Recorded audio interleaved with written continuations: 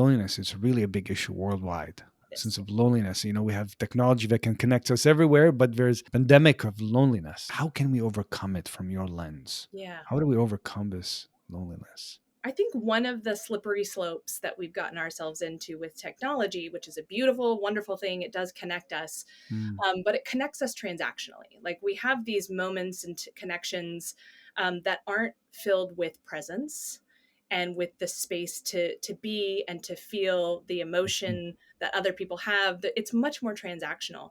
And I think when we start to utilize technology instead of our humanity and those moments of mm, being together and experiencing life together, we cheapen our connection a bit. Like we've mm, substituted out the really healthy food for the fast food, and we think we're going to feel the same level of health. And so I mm, think it's really important for us to like see technology for the tool that it is and for a method to connect, but not confuse that for actual connection.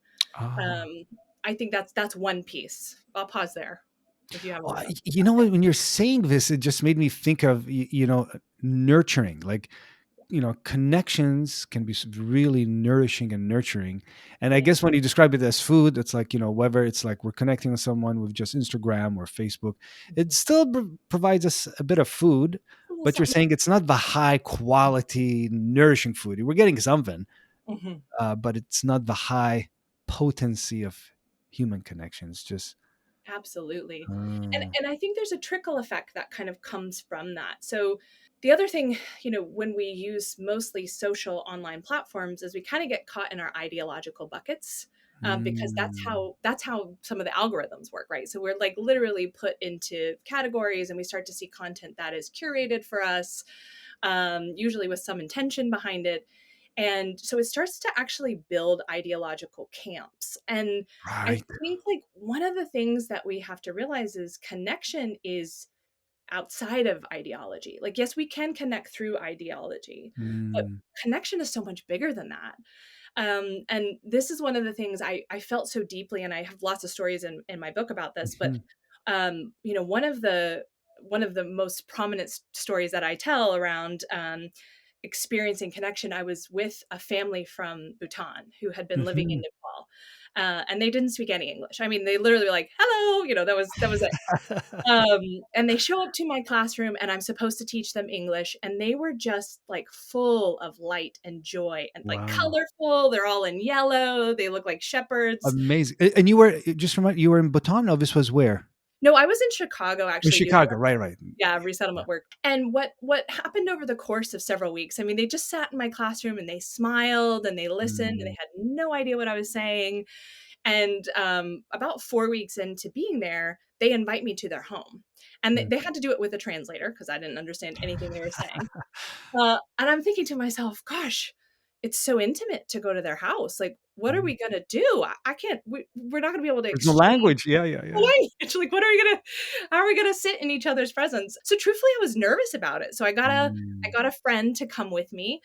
Um, and it was actually a profound experience of connection because mm, when I got there, like it was filled with space and time and care. It wasn't filled with like the busyness, the chatter that we often fill space with. It was yeah. a sitting down together, an unfolding of all of this beautiful food that they'd made.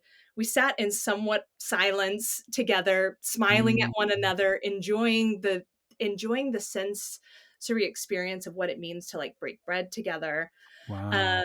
And at the end of this, they asked me to come in and they performed like a ceremony over me. And they were speaking all in Hindi and I Oh, didn't beautiful. understand a word. But they did the tika, the rice where they put it on my head. And it Oh, was yeah, yeah. just such a beautiful moment in my life that I almost walked away from because I was afraid of the connection because I didn't know how we would connect without language. And Mm, and flipped on its head, it was this powerful moment in my life that showed me connection exists beyond language, ideology, religion. mm, It's a shared experience that we have in this world if we tap into it. mm. Yeah, there's something about being vulnerable, actually. Like, Yeah. it's uncomfortable. It's comfortable for you to go, I can't make it. Exactly. Oops, that day doesn't work, Yeah, and it's done, right? And I think we've all done that. for It's sure. maybe we're not comfortable, and but there's something about connection. In order to gain the richness that you just described and experience something you wouldn't have, is you were willing to be uncomfortable, and you were willing to be vulnerable. Like, I don't know what's gonna go, what's gonna happen, and Yeah. hello there, and thank you so much for stopping by this channel. I hope you find this content useful, and if you do, feel free to hit that subscribe button. It will really help me to reach to more people and keep this content going. Here we are journeying together, and let's see where this takes us.